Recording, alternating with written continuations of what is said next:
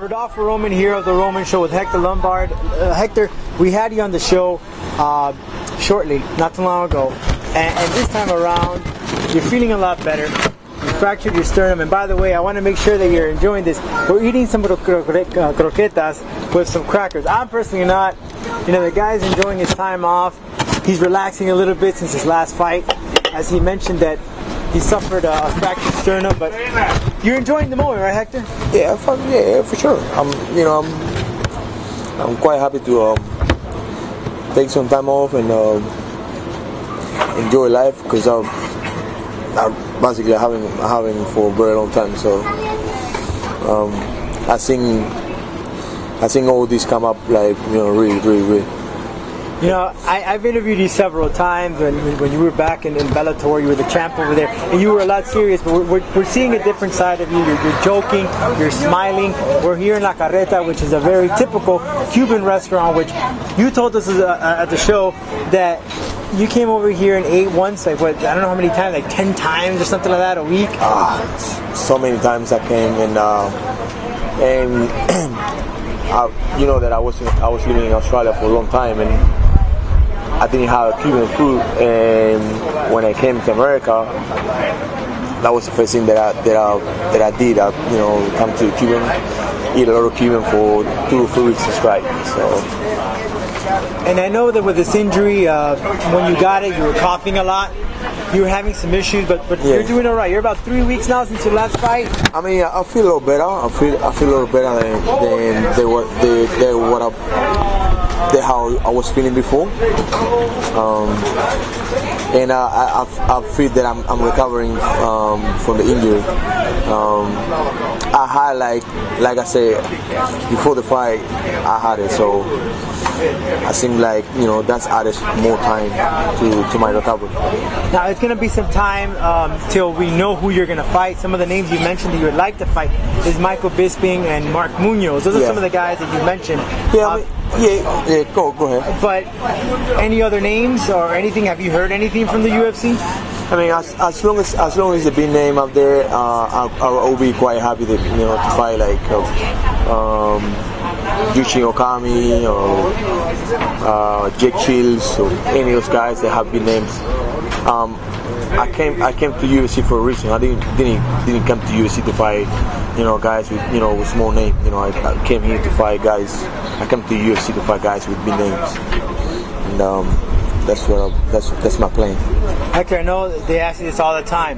When you were going to the UFC, and we had this discussion prior to it, they were saying, oh, you're going to get this title shot, and then there's these people on the internet, and people are just talking, oh, he doesn't deserve it, it's not fair, yada, yada, yada, yada, blah, blah. By having this loss against Tim Boyce, did it humble you, and has it prepared you for a title shot in the future?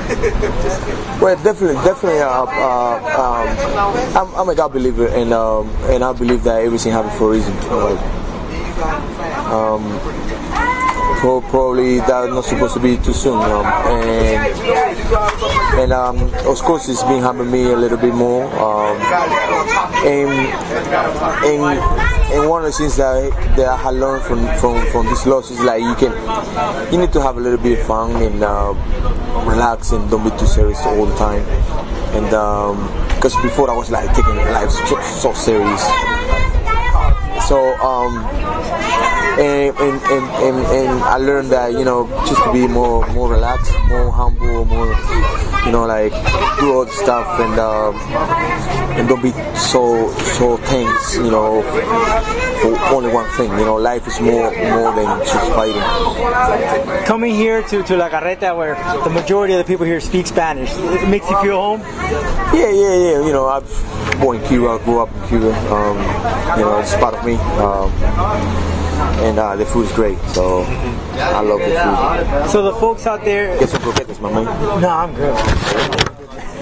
But one thing Hector said, so all these folks that they're going to be hearing from you and they're going to be watching this stuff, we're seeing a different side. You're happy. Yeah. You know, I had Misha Tate, Cuban Fighter over there, Striker. She even told me herself that after that loss against Ronda Rousey, she took life a bit more comical. She would laugh a lot more, and it has helped her in this next fight. And you know, everything that anyone says, it doesn't really bother her. Is it the same for you? The same for me.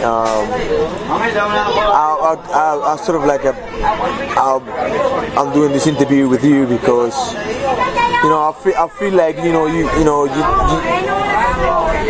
with the interviews that I do with you, you know, I have a little more fun and we talk about all the stuff and not focus about some, you know, the same thing that all the promoters, all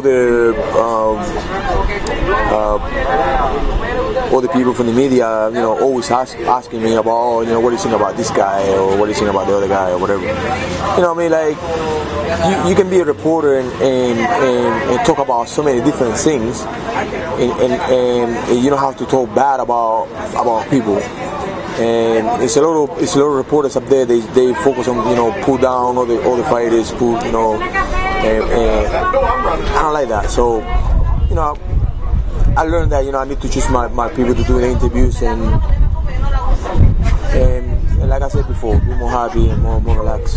And what is it about those people that those other reporters that they try to push you when you don't want to speak and you're not in the moment? Yeah. They try to put words in your mouth. Sometimes, like, you don't even say things. Like, I remember that I was in Canada and I'm like, and the guy asked me a question about Anderson Silva. I'm like, listen, man, I'm just focusing on my fight and focusing on Team Boys, and then we go from there. The next thing that I see in the news, it was like, I don't have to worry about Anderson Silva. I'm like, you know, and you know, people, they put, you know, words in your mouth and making things that you don't even say. It's just ridiculous. Would you like to avenge that loss against Tim Boyd? Would you fight him again if you had the opportunity? I believe that I won, but I'm not focusing on that. I'm focusing on, you know, keep winning, you know, try to get some wins under my belt, and we'll go from there. He knows that he lost. Like I said before, I believe it was my worst performance, but even though I believe that I won the fight. But I'm not focusing that. I'm focusing, you know, fight all the fighters and fight all the people. I wish that could have happened so I can prove that I'm better than him, but whatever the UFC wants, I'll be there. So, and just two more questions before we go. You're wearing UFC shirts. You wore a UFC shirt to the actual cage on that first fight. How happy were you? I mean, you must have been like a kid, you know, like finally realizing his dream. Yeah. I mean, like, it's like if you want to be a basketball player, you want to play for the NBA. You know, if you want to be a football player, you have to play for NFL. If you want to be, you know, in the media and be up there, you have to find the UFC because it's the biggest show in Earth. And with that said, when can we expect you to start training? What are some of the things that you're doing? What are the doctors have told you? How long? And are you going to come back 100% or any other injuries? I only have my sternum and I definitely believe that in another 3 weeks I will be back, you know, with some light training and some running and stuff like that. So that will be around the corner, like 3 weeks from now.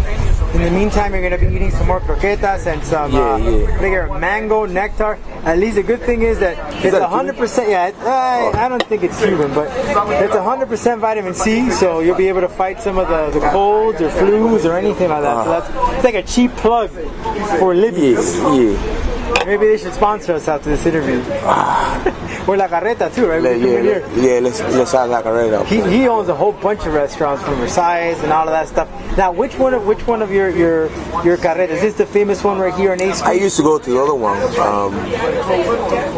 Where is located? The other one? There's a bunch of them. There's one on the big Road. It's the biggest one. Where is it? There's one on Bird Road, one in Hialeah, one right here. Bird Road, 40th Street. Bird, right? Yeah, Bird Road. Like a pájaro, right? Bird. Yes. Okay. Bird Road. What's that one? There's that one. Now, do you sit back when you meet? Like I just saw you right now. You're taking pictures with some of the folks. When they recognize you, do they remember you because of your Olympic? When you were in the Olympic team for the Cuban national judo team, or do you remember because of the UFC or because of MMA? Yeah, because MMA, I said. Judo is very popular, wrestling is very popular, and boxing is very popular in Cuba. Yeah. Very popular. Very popular, yeah. Now, do you keep in contact with all the folks in Australia? That because yeah, they're my family. Did Australia you? is like I got part of Australia too. You know, I love Australia. You know that they were supporting you big time when Dana White took the UFC over there. They went up to him and they told him, "Have you heard of Hector?" Yeah, they're my people. I mean, I started fighting over there, and I always, you know, some people get upset and stuff, but they should not get upset because at the end of the day, I'm representing two nationalities. I mean, I'm a Cuban, but I represent Australia because they took care of me like no other, and I'm grateful. And one of the things, you know, or the little thing that I can do is, you know, to express my gratitude to them is, you know, mention the country, and I mean, it's great people there. You know, my son's born there, and I love that place, to be honest. Well, did you get to see that though when someone asked Dana White in Australia? Yeah. And what was your first reaction to that? Did you smile? I mean, it was expected. I mean, I have a lot of people that really care for me over there. So I was expecting it. I was expecting all that. It wasn't a surprise for me. Well, Hector, if you want to say something, the mic, the camera is all yours. So all the folks following you, and I know they're going to see you soon in the UFC. Just, you know, all my friends up there keep pushing, you know, to get a fight with me against Bisping or me against Matt Munoz. You know, I know, like, you know, UFC, you know, put the fights together, but you guys, you know, can make a great impact in that. You know, you guys make big impact in that. Hector, always a pleasure, man. Have a lot of fun. You're just seeing a different side of Hector Lombard, not because I know him, but honestly, on a serious note, I've interviewed Hector since the first time he got signed with Bellator, and I must say that I've seen a total transformation. This guy's he was very serious. He looked like a universal soldier, very serious. Look at him now, smiling. There's like brightness coming out of his teeth. Hey, yes. Thank you so very much, and make sure you visit the website rodolforoman.com. The Twitter. Love you guys. God bless. And Hector, your Twitter. Do you know it off the top of your head? Yeah, my name, @Hector Lombard. There it is. Don't miss it, guys. Thanks so much. Easy.